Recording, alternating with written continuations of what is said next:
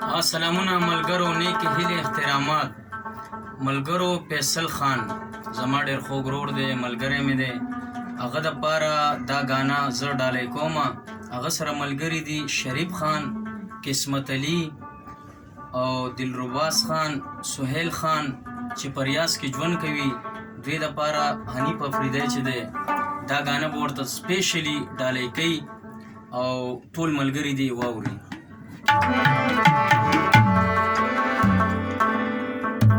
او چاره نه وکړه د زړه غلا او غلا پته ونه لګېده ښکلې خونې رومانه ده او دا پته ونه لګېده چاره نه وکړه د زړه غلا او غلا پته ونه لګېده ښکلې خونې رومانه ده.